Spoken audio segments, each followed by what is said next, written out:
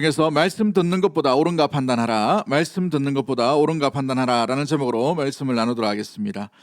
영국의 역사학자인 아놀드 토인비라는 분이 있습니다. 이분이 28년 정도에 걸쳐서 책을 쓰게 되는데 그 책 제목이 역사의 연구라는 책입니다.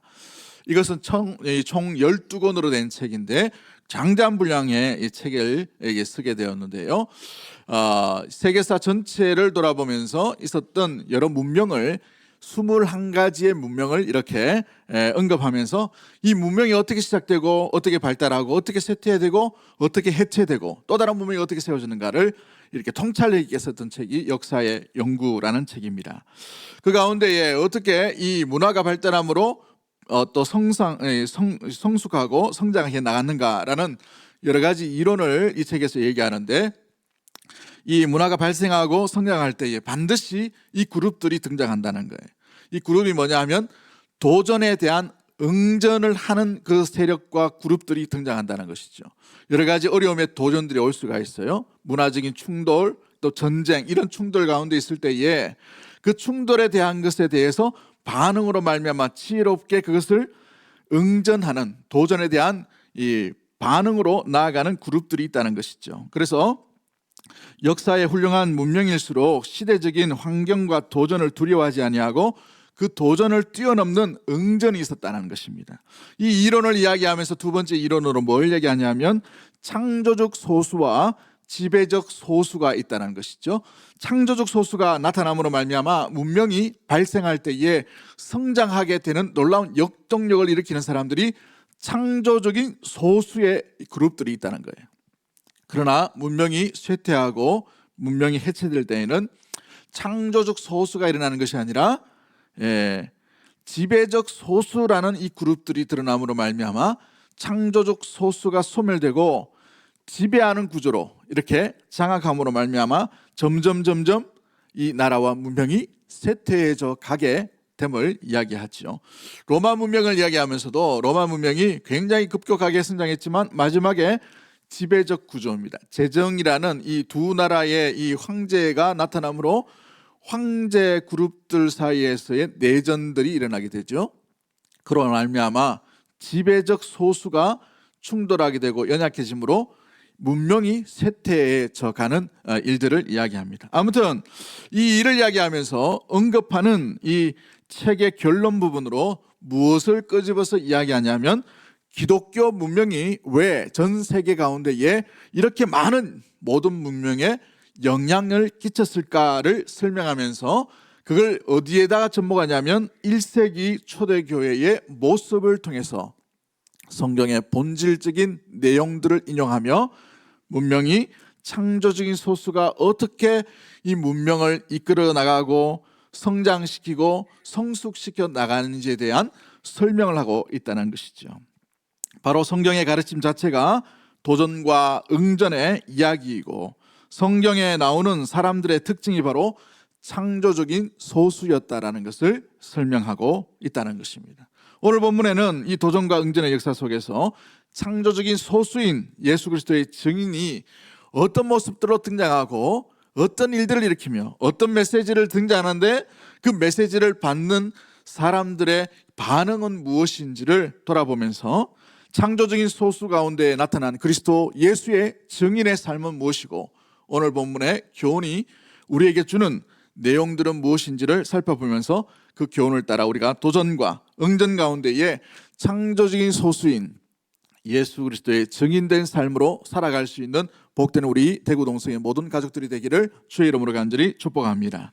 창조적인 소수인 이 그리스도의 증인으로 온전히 살아가기 위해 첫 번째 우리가 기억해야 될 것이 뭐냐면 태도와 생각 또 믿음의 회색지대라는 곳에서 빨리 벗어나야 된다는 이야기인 것이죠. 여러분, 많은 사람들이 교회에 나옵니다. 많은 이들이 교회에 나오지만 교회에 나오는 것으로 만족하고 거기에 멈추는 사람들이 많이 있어요. 삶의 예배로 이어져 가야 되고 생활 가운데 예배자로서 살아가야 되고 생활 가운데 예수 그리스도의 증인으로 살아가야 되는데 그렇지 못하고 예배 한번 드림으로 끝나게 되는, 예배 드림으로 말미암아 모든 숙제를 다 해버린 것 같은 그런 일상의 삶으로 여겨진다면 우리는 어찌 보면 신앙이 성숙과 성장하지 못하고 회색지대에 멈춰서 있는, 성장이 멈춘 상태의 신앙생활을 가지고 있다라는 생각들이 들게 되지요. 그런데 한번 잘 보십시오.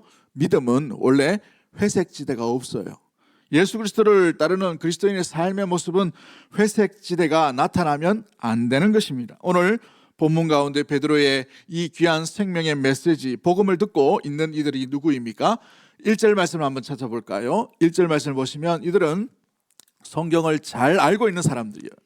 성경을 외운 사람들입니다. 성경에 대해서 굉장히 박식한 사람들이죠. 그들의 그룹을 보십시오. 제사장들과 성전 맡은 자라고 되어 있는데 경비대장을 얘기합니다. 사두개인들이라고 되어 있어요. 성경을 달달다 외운 사람이에요. 성경의 모든 것들을 해박한 사람입니다. 메시아가 어떻게 나타나고 어떤 고난을 받으시고 어떻게 죽으실지에 대해서 다 알고 있는 그런 자가 바로 이들 제사장과 성전 맡은 자들과 사두개인들이었다는 것이죠. 그런데 이들에게 복음이 전해졌어요. 성전 미문에 앉은 이 채로 40년 동안 지냈던 신체 장애인을 일으키는 놀라운 일들, 이 기적과 같은 일들 인하여서 예수 그리스도의 이름으로 말미암아 벌떡 일어나게 된 이 기적 가운데에서 오늘 본문에 쭉 살펴보시면 5천 명이 회개하고 주께 돌아왔다라고 되어 있어요. 5천 명이 돌아오니까 이 많은 사람들이 얼마나 놀랐겠습니까? 5천 명이 반응하고 5천 명이 깨어있고 5천 명이 변화되고 5천 명이 주께 돌아왔는데도 불구하고 이 하나님의 말씀을 누구보다도 더 잘 알고 있는 제사장들과 성전을 지키는 자들과 또한 사두개인들은 어떻게 반응하고 있나요? 2절 말씀 한번 보도록 합니다. 2절 말씀에 한번 보십시오. 예수 안에 죽은 자의 부활이 있다고 백성을 가르치고 전함을 어떻게 하고 있습니까? 싫어했다라고 되어 있죠. 여러분, 기적을 보고도 기적을 믿지 못하는 그룹들이 있어요. 다름 아닌 성경 아는 사람이에요. 성경을 이해하는 사람입니다. 성경 내용이 뭔지를 알고 있는데도 불구하고 이와 같은 기적 가운데 주 예수 그리스도, 그 증인 되신 우리 주 예수 그리스도를 온전히 발견하지 못하는 그룹이 될 수가 있다는 것이죠. 여러분 5절 말씀을 보십시오. 또 이들이 이튿날 이 기적을 맛보고 난 뒤에 관리들과 장로들과 서기관들이 예루살렘에 모여서 이 5천 명이 변화되고 5천 명이 예수님을 믿는다 하니까 놀람으로 말미암아 사내들인 공회를 엽니다. 열어서 어떻게 합니까? 그곳에 모여 있는 사람을 보십시오. 6절 말씀 보면 대제사장 안나스와 가야바와 요한과 알렉산더와 및 대제사장의 문중이 다 참여하였어요. 5천 명이 놀랍고 하나님 앞에 나오며 회개하고 자복하고 깨어서 예수 그리스도를 믿고 있는데 이 대제사장의 그룹들이 찾아오게 되고 관리들과 서기관들까지 장로들까지 다 몰려들게 되었어요. 이 일에 대해서 뭐하러 모였습니까? 믿으려고 모였나요? 아니면 판단하려고 모였나요? 그렇죠. 판단하기 위해서 모였어요. 믿음이란 단어가 하나도 등장하지 않는 것을 보게 됩니다. 믿는 자들은 군중이었지만 성경을 알고 성경의 지혜를 알고 성경을 해박하게 암송하고 누구보다도 잘 알고 있는 사람들은 전혀 믿음의 사건과 믿음의 현상들이 일어나지 못함으로 말미암아 판단하기 위해 몰려들었던 사람들임을 알 수가 있지요. 여러분 한번 잘 보십시오. 이들은 성경 말씀을 지켰다라고 생각하는 사람들이에요. 누구보다도 성경 말씀에 철저했던 사람들입니다. 율법에 정통한 사람이고 율법을 누구보다도 잘 지켰다라고 생각하는 사람들이었어요. 그런데 6절 말씀을 보시면 이상한 내용들이 나타나죠. 6절 말씀 한번 띄워주실까요? 6절 말씀 보시면 대제사장 안나스, 가야바, 요한, 알렉산더라고 되어 있어요. 이상한 것을 발견하지 못했습니까? 대제사장은 누구입니까? 4명이나 돼요. 이건 성경을 상당히 잘못 적용한 모습들이죠. 성경에 대제사장은 몇 명이라 해야 되는 거예요? 1명입니다. 유일한 거예요. 유일한. 그럼에도 불구하고 장인과 사위가 번갈아가며 합니다. 이 가문이 도맡아서 이 제사의 모든 대제사장의 직분을 감당하고 있다는 거예요. 자기들은 율법에 정통하다고 하지만 율법을 스스로 어기고 있는 참담한 종교의 타락들이 이 성전 가운데 대제사장 그룹 사이에 일어나고 있다는 사실입니다. 또한 어떻게 일어납니까? 이들은 관리들과 장로들과 서기관들과 사두개인들이 하나님의 말씀을 들을 때에 이 복음의 순수함이 들려질 때에 그들을 한번 보십시오. 어떻게 반응하고 있습니까? 13절 말씀 보시면 13절 말씀에 어떻게 되고 있어요? 본래 학문이 없는 범인으로 알았다가 뭐라고 여기고 있어요? 이상하게 여기다라고 되어 있어요. 이상하게 복음을 복음으로 받아들이지 못하고 예수 그리스도를 알지 못함으로 말미암아 이 복음을 전하는 자들을 이상하게 여겼다는 거예요. 사탄이 가장 많이 공격하는 게 뭔지 압니까? 메시지를 공격하는 것이 아니라 메시지를 전하는 전달자인 메신저를 공격해요. 이게 초대교회부터 일어나는 현상들 가운데 있습니다. 왜요? 사람이 연약하기 때문에 그렇죠. 베드로와 요한을 보십시오. 그 사람들은 무식한 사람이라고 되어 있어요. 오늘 본문에 아주 슬기롭게 지혜롭게 표현해서 학식 없는 범인이라고 되어 있는데 원어적인 의미로 보면 무식한 사람이에요. 하나도 배우지 못한 사람이 어떻게 저런 유창한 말을 할 수 있느냐라고 믿지 못한 근거 가운데 말하고 있는 표현들이 학식 없는 범인이 아닌가 이상히 여겼더라라고 되어 있죠. 여러분 그걸 보십시오. 이들은 하나님의 말씀을 알면도 불구하고 말씀을 이상하게 대우하고 있음을 바라보게 됩니다. 메시지를 공격하기에는 두려움으로 말미암아 메신저를 공격하고 있어요. 학문 없는 사람이다, 무식한 사람이다, 제대로 알지 못하는 사람이다 라고 이렇게 선포하고 있는 것을 이야기하고 있죠. 그로 인하여 어떤 반응을 보입니까? 17절 말씀을 보시면 그들의 반응을 보십시오. 17절 말씀에 이것이 민간에 더 퍼지지 못하게 그들을 뭐 했다라고 되어 있어요? 위협했다라고 되어 있죠. 위협해서 이 이름으로 아무에게도 말하지 말자, 말하게 하지 말자라고 얘기합니다. 여러분 쭉 보시면 듣지 않는 것뿐만 아니라 복음을 어떻게 하고 있어요? 회방하고 있어요. 여러분 들리지 않으면 어떻게 됩니까? 말씀을 회방하게 되어 있어요. 메신저를 공격하게 되어 있다는 말이죠. 그러므로 말미암아 듣지 않고 모함으로 말미암아 받아들이는 것뿐만 아니라 받아들이지 않는 뿐만 아니라 오히려 복음의 사역들을 어떻게 하고 있다고요? 회방하고 있다는 것이죠. 여러분 이 기적을 자기들도 보았습니다. 40년 동안 그 성전 미문에 구걸하던 그 사람을 알고 있어요. 근데 그 사람이 벌떡 일어나 지금 있는 것을 보고 있어요. 부인하지는 못하는 사건입니다. 부인하지 못하고 있음에도 불구하고 알고 있음에도 불구하고 이것이 사실 가운데 현실로 일어나는 표적과 기사임에도 불구하고 전혀 믿지 못하고 있다는 사실이죠. 여러분 기적이 다 일어난다고 하더라도 그 속에 기적을 봤다 하더라도 믿지 못하는 사람은 믿을 수가 없는 거예요. 왜요? 그 속에 주의 성령이 그들과 함께 하시지 않기 때문에 그렇습니다. 말씀이 깨닫는 영이 그들 가운데 자리 잡아야만 비로소 누구를 발견할 수 있는 거예요? 예수 그리스도를 발견할 수 있게 되고 예수 그리스도 옆에 나오게 되고 예수 그리스도를 영접하게 되고 예수 그리스도를 믿는 믿음의 심령으로 나아가게 되는 줄 믿습니다. 그런데 오늘 본문을 보십시오. 그들은 믿지 않음을 바라보게 됩니다. 믿지 않고 듣지 않으려고 합니다. 그러므로 말미암아 이것이 바로 신앙의 믿음의 회색지대를 살아가고 있는 사람의 특징 가운데 있는 것을 보게 돼요. 여러분 복음을 전하기 가장 어려운 사람이 누군지 압니까? 복음 한번 들은 사람이에요. 교회 가운데도 마찬가지입니다. 누가 제일 신앙이 더디게 자라는지 아세요? 뭔가 알고 있다는 사람이에요. 알고 있다는 사람. 내 좀 안다는 사람이에요. 보십시오. 누가 제일 잘 안 자라는 것 같아요? 목사 그룹이 제일 잘 안 자랍니다. 많이 알기 때문에. 들은 게 많기 때문에. 여러분 목사가 되려면 10년을 공부해야 돼요. 10년을 공부. 10년을 공부해야 목사를 됩니다. 정식 자격입니다. 정식 자격. 야매로 얻는 거 말고.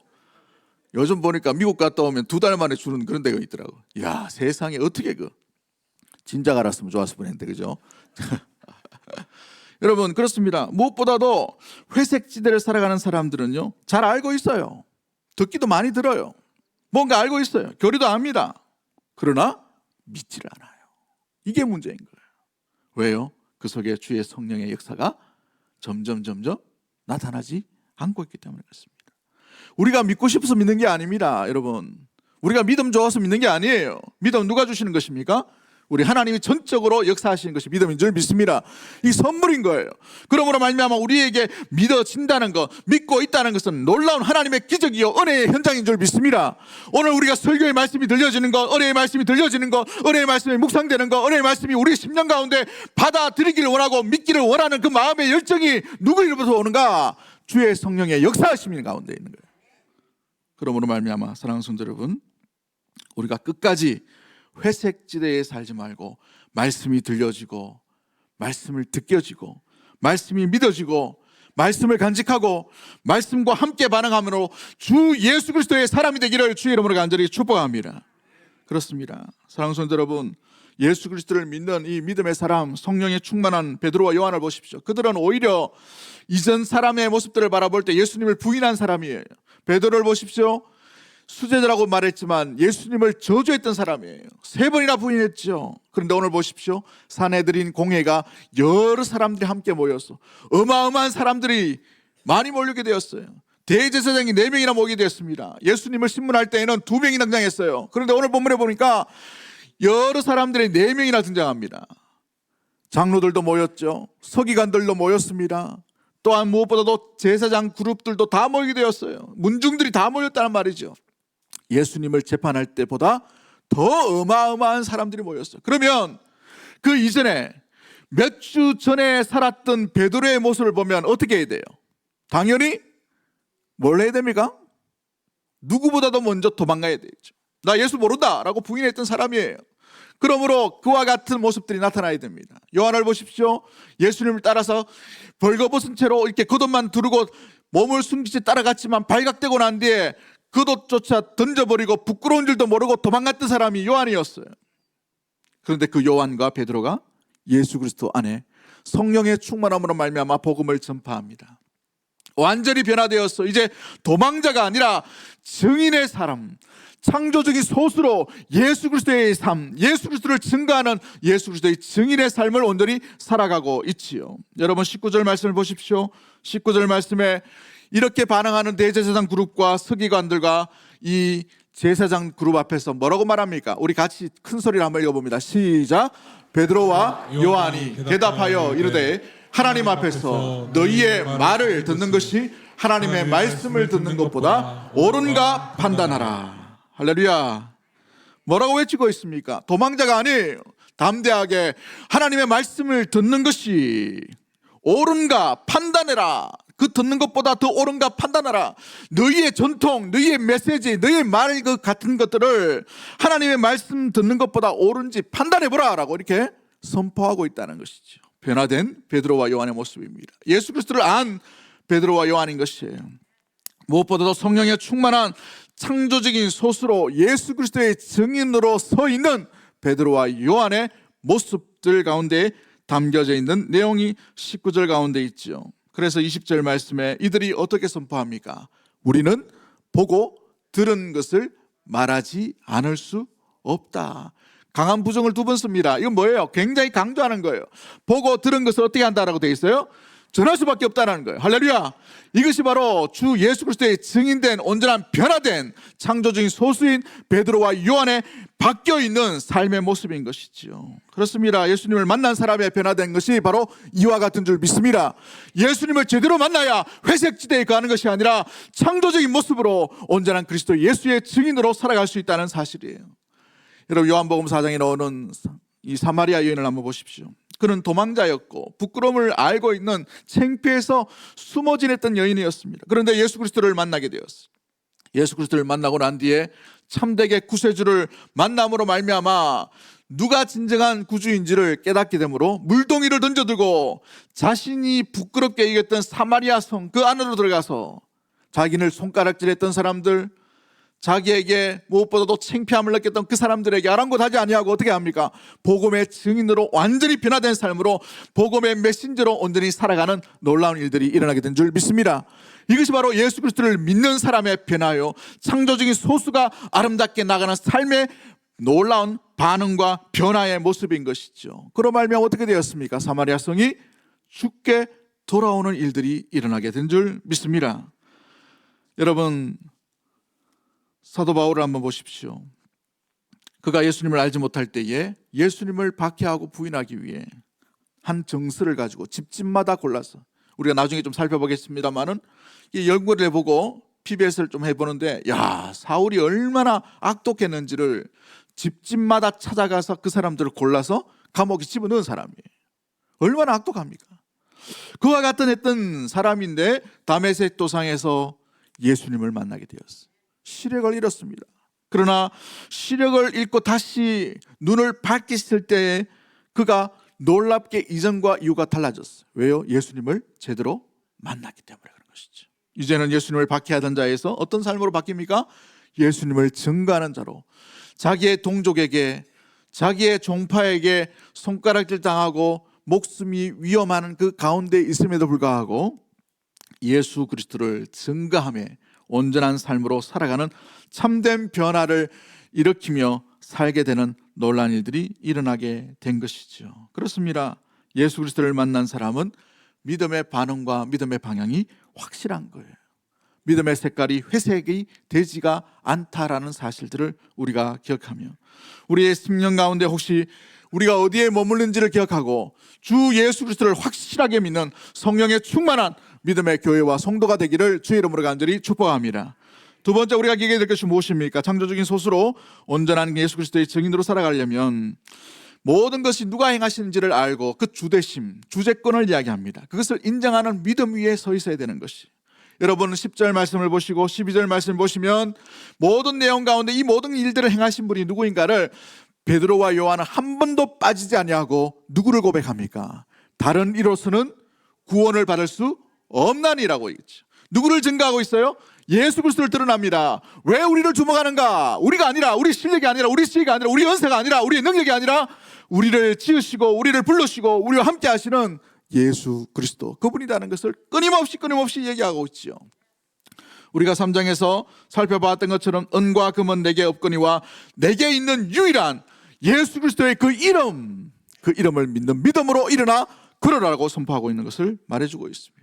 철저하게 베드로와 요한은 자기 능력, 자기가 축복의 자체가 아니라 자기는 그리스도께 연결됨으로 말미암아 어떤 수도꼭지의 역할, 기능의 역할, 도구의 역할임을 끊임없이 고백하고 있는 것이, 이게 바로 주재권을 인정하는 믿음의 모습이라는 사실입니다. 내 물질이 내 것이 아니라 주님 것입니다 라는 고백이에요.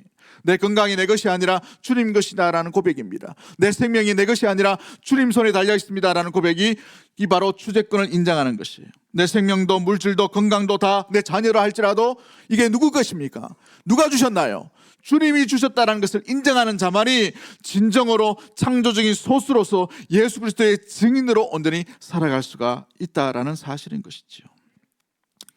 여러분, 그러기에 사도 바울을 보십시오. 주재권을 완전히 인정한 믿음의 고백을 어떻게 합니까? 갈라디아서 2장 20절 말씀에 내가 그리스도와 함께 십자가에 못 박혔나니 그런즉 이제는 내가 사는 것이 아니요 오직 내 안에 그리스도께서 사시는 것이라. 그 다음에 이제 내가 육체 가운데 사는 것은 나를 사랑하사 나를 위하여 자기 자신을 버리신 하나님의 아들을 믿는 믿음 안에 사는 것이다. 내가 죽었다는 것을 의미합니다. 그러므로 나를 살리신 그분을 위해 살아가는 생명밖에 남지 않았다. 그러므로 내 생명이 누구 거라는 것을 얘기하는 거예요. 하나님 것입니다 라는 고백을 하고 있다는 사실이죠. 제리 화이트라는 사람이 그의 책 그리스도의 주재권이라는 책을 씁니다만, 오래된 책입니다만은 청년 시절에 제자 훈련하면 꼭 읽어야 되는 책이 그리스도의 주재권이라는 책입니다. 나중에 한번 절판된지 모르겠지만 한번 찾아서 한번 읽어보시면 좋은데, 그 책에 이 주재권에 대해서 잘 정리해 놨어요.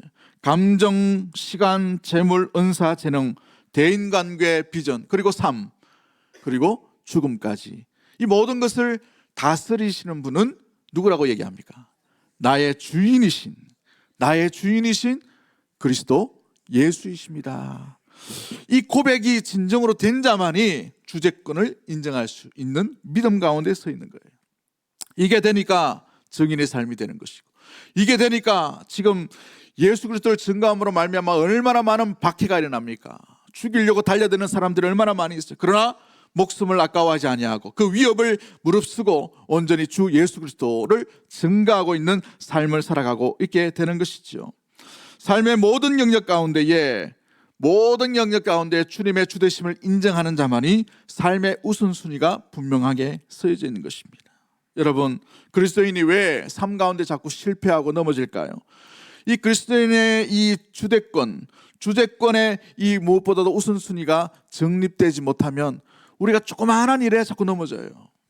물질의 그 우선권을 주님께 두지 못하면 반드시 그 물질 때문에 넘어집니다. 건강에 대한 주님의 주재권을 인정하지 못하면 건강에 대해서 건강 때문에 넘어져요. 명예에 대한 주님의 앞에 온전히 내어드림이 되지 못하면 그 명예 때문에 실족하게 되어 있다는 것이죠. 관계 가운데 왜 우리가 깨어집니까? 관계 가운데 질서가 그리스도로부터 온전히 세워지지 못함으로 말미암아 어떤 일에도 우리가 질서가 잡혀지지 않는 거예요. 여러분, 우리의 모든 삶 가운데 실패의 근원은 우리 자신 내부에 한번 점검해 보십시오. 그리스도께 온전히 내어드린 바가 되었는가? 여러분의 생각을 주님께 내어드린 바 되으셨습니까? 아무 생각을 하시면 안 돼요. 여러분의 입술을 주님 앞에 내어드린 바 되으셨습니까? 아무 말이나 하면 안 돼요. 여러분의 감정이 주님 앞에 온전히 주되심을 인정함으로 내어드렸었습니까? 아무 감정이나 품으면 안 되는 것입니다. 왜요? 우리는 그리스도 예수 안에서 새로운 생명이 된 줄 믿습니다. 주님으로부터 새 생명을 얻었기에 우리의 감정이라 하더라도, 우리의 말이라 하더라도, 우리의 입술이라도, 우리의 생각이라 하더라도, 우리의 선택이라 하더라도 주님을 위해 살아가는, 오직 주님을 위해 사는 것이라. 바울의 고백이 바로 저와 여러분의 고백이 되어야 될 줄 믿습니다. 그러기에 어떻게 우리는 주대권을 인정할 수 있을까요? 여러 가지가 있겠지만 좀 축약해서 살펴보면, 가장 먼저 마음 깊숙이 우리의 내면 가운데 그리스도를 주님으로 인정하셔야 돼요. 여러분, 주인이 누군가 잘 붙여보셔야 됩니다. 여러분 집에 주인이 누굽니까? 아내분이십니까? 자녀인가요? 결정적인 순간 가운데에 누구에게 주도권을 맡기는가, 누가 결정하는가를 잘 보셔야 돼요. 가장이라고 함부로 결정하시면 안 돼요. 주님께 드리셔야 돼요. 주님께 맡기셔야 됩니다.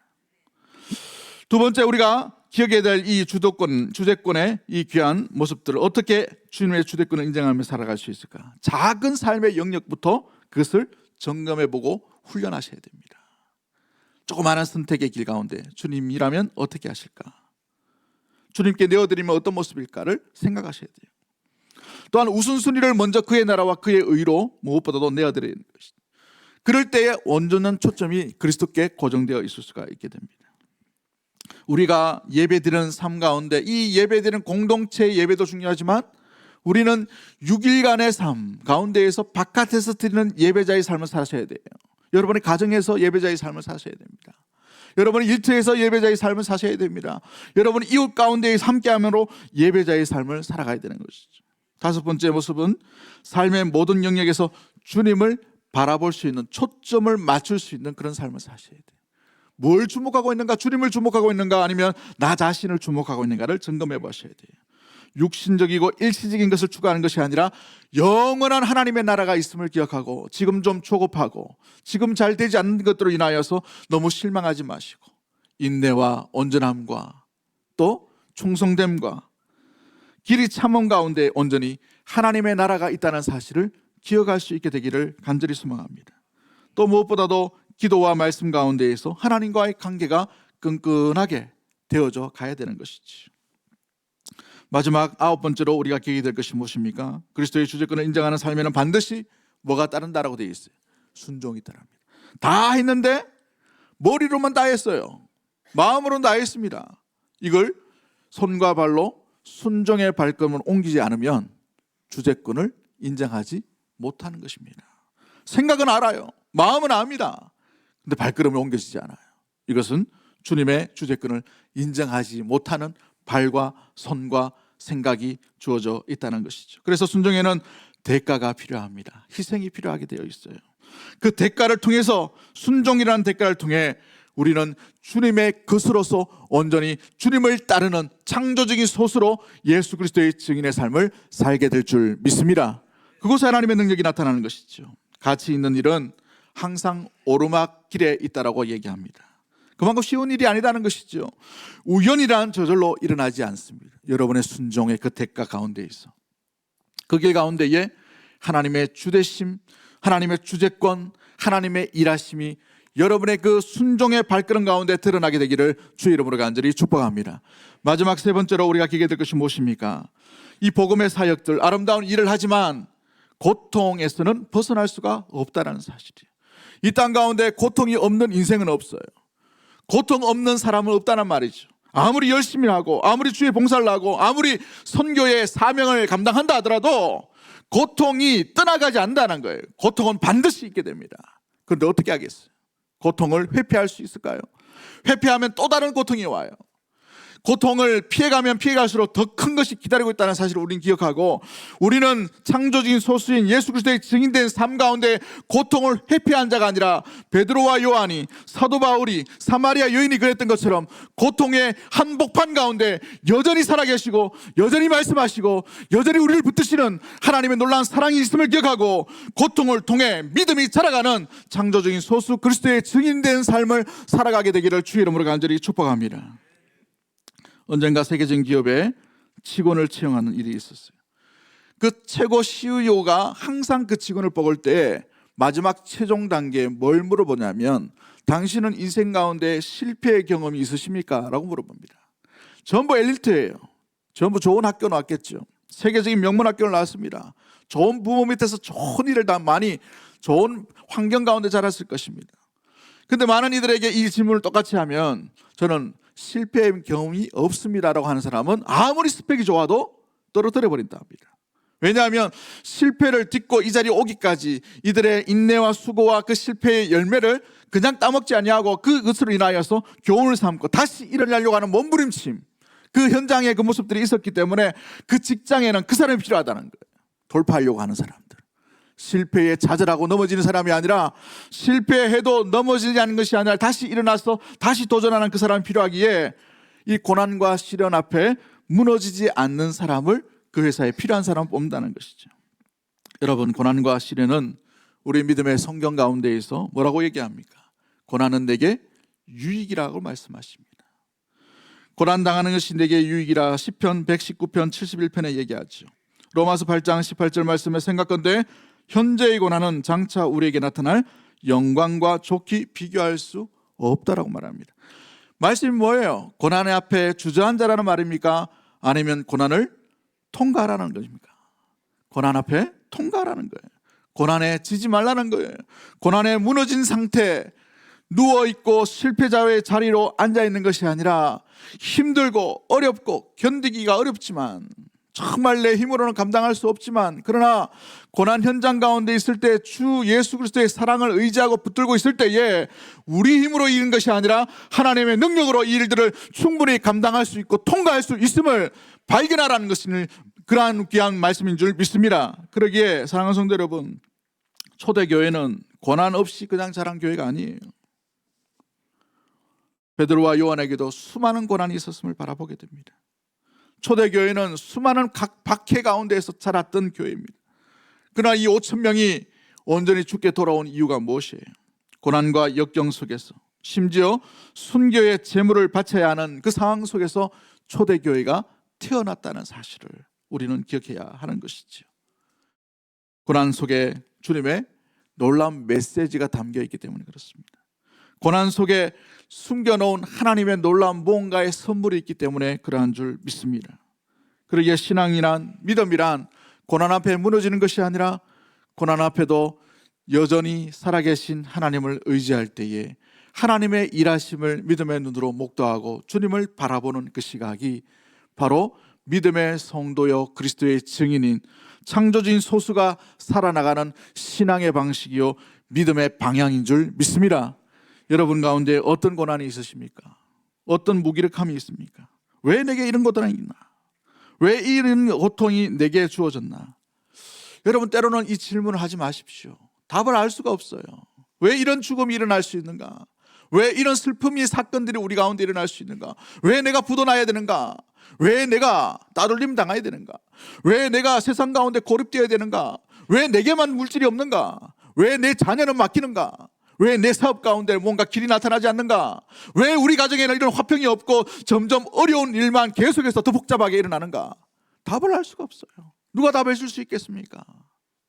우리가 분명한 실수였다면 그 실수를 끄집어보는 말미암아 그 실수에서 다시 교훈을 얻을 수 있겠지만 세상에는 이유를 알 수 없는 여러 가지 고통과 아픔이 너무 많은 것을 보게 돼요. 태어났는데 어떻게 여기서 태어났어요? 태어나다 보니 이 나라가 반이 쪼갈려져 있어요. 살아가다 보니 동서남북 모든 사방에 이 갈등 구조가 있어요. 태어나다 보니 대구에서 태어났어요. 태어나다 보니 우리 가정에서 태어났단 말이에요. 예기치 못한 고통, 예기치 못한 아픔들이 우리에게 저절로 주어질 때가 있단 말이죠. 답을 알 수가 없어요. 그러나 우리는 답을 알 수 없지만 한 가지 확실한 것은 목사로서 여러분에게 말씀드릴 수 있습니다. 여러분의 삶의 그 이해를 알 수 없는 고통과 고난과 아픔과 절벽과 무엇보다도 실패 앞에 여전히 한결같이 하나님을 사랑하는 자, 그 뜻대로 부르심을 입은 자들에게 반드시 하나님은 하나님의 사랑으로 합력하여 선을 이루시는 놀라운 일들을 베풀어 주실 줄 믿습니다. 이것이 바로 하나님의 은혜요, 하나님의 사랑인 것이죠. 하나님의 사랑은 어제나 오늘이나 동일한 하나님인 줄 믿습니다. 변치 않는 하나님의 사랑으로 여러분을 돌봐주시고 지켜주시고 인도하여 주시고 무엇보다도 나아가게 하시는 놀라운 일들이 우리 가운데 일어나게 될 줄 믿습니다. 하나님만을 의지하는 거예요. 고난 가운데 여러분 자신을 바라보지 마십시오. 실력이 없어요. 넘어질 수밖에 없습니다. 좌절할 수밖에 없어요. 여러분 자신을 믿지 마십시오. 이제 말씀을 맺도록 하겠습니다. 여러분, 우리는 우리 자신을 믿는 것이 아니라 우리 안에 계신 살아계신 하나님을 믿어야 될 줄 믿습니다. 이 어려운 시기, 힘든 시기라 하더라도 믿음의 사람은 믿음의 태도와 그 지대를 분명히 아는 자예요. 신앙의 회색지대에 살지 않습니다.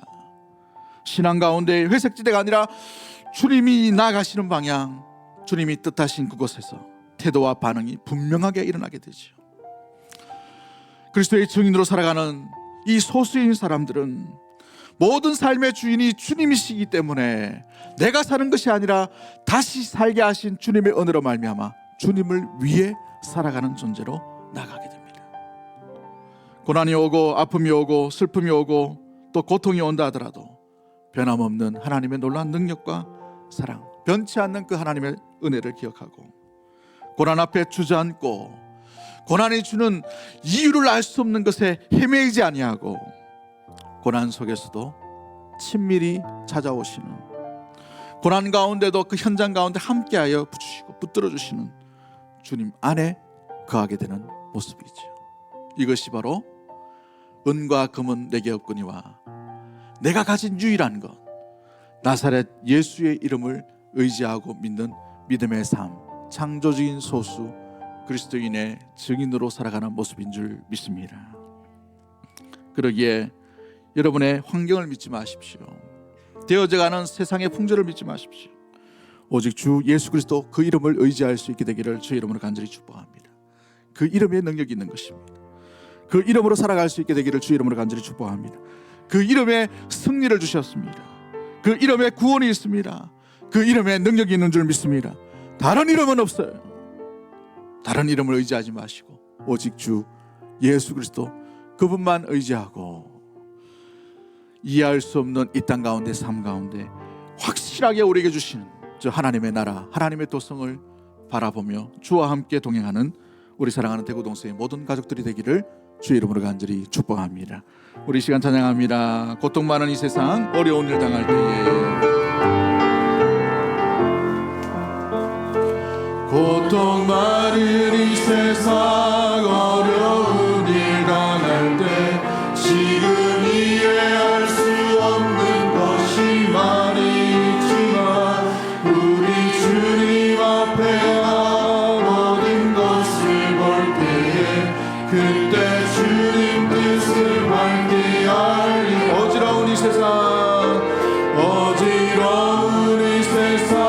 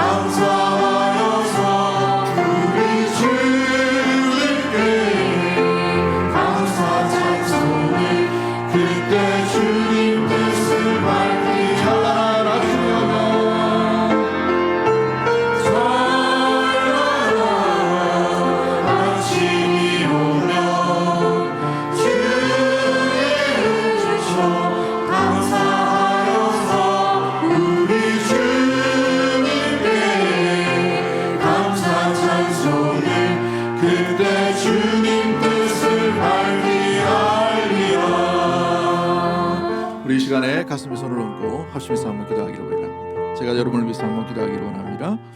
하나님 아버지, 이 땅에 확실한 것이 없음으로 말미암아 희미한 것인 줄 알고 우리가 붙들었던 것들이 얼마나 많은지요. 우리 손에 있는 물질을 붙들려고 했습니다. 우리의 경험과 우리의 실력을 믿고 나아갔습니다. 우리가 좋아하고 우리가 신뢰할 만한 실력자를 찾으려고 했습니다. 그러나 그 모든 것이 영원한 하나님 나라로 온전히 인도하는 능력이 없음을 또 알게 됩니다. 믿음의 사람, 그리스도의 증인은 오직 주 예수 그리스도만 주목하고 바라보아야 될 삶과 믿음의 모습이 나타나야 될 줄 믿습니다. 오 주 예수여, 이 시간 우리 가운데 심령 가운데 자정하여 주시옵소서. 우리 마음을 다스려 주심으로 말미암아 주만 바라보게 하여 주옵소서. 주께서 모든 것의 주인 되심을 우리가 속히 인정함으로 내 생활과 내 삶과 내 지혜와 내 감정과 내 입술과 내 선택의 모든 것들이 다 주님께 맡겨진 그리스도의 주재권을 인정하며 나아갈 수 있는 참된 그리스도의 증인으로 살게 하여 주시옵소서. 아버지, 바라고 소망하는 것은 고통이 너무나도 많습니다. 이해하지 못하는 어려움이 너무나도 많습니다. 답을 알지 못하는 여러 가지 환난과 고통들이 우리의 삶 가운데 너무나도 많이 일어나는 이때에 주님, 답을 알기보다 답을 알고 계시는 주님만 집중할 수 있는 우리 사랑하는 대구동성의 모든 권속들 될 수 있도록 주님 이 시간 가운데 임하여 주시옵소서. 주님은 여전히 우리와 함께 하시고 우리를 사랑하여 주시고 우리를 인도하여 주시고 아버지 끝까지 포기하지 아니하시는 우리 귀한 하나님인 줄 믿습니다. 그 하나님 붙든 손을 고난이었어, 아픔이었어, 상처였어, 우울이었어, 좌절이었어, 낙심이었어 손을 놓지 않도록 도와주시고 주의 손 굳게 잡고 고난에 지지 아니하고 고난을 통과하며 살아갈 수 있는 우리 믿음의 모든 권속들 될 수 있도록 주님 인도하여 주시옵소서. 그리하실 주님을 찬양하옵고 살아 역사하실 우리 구주 예수 그리스도의 이름으로 기도하옵나이다. 아멘.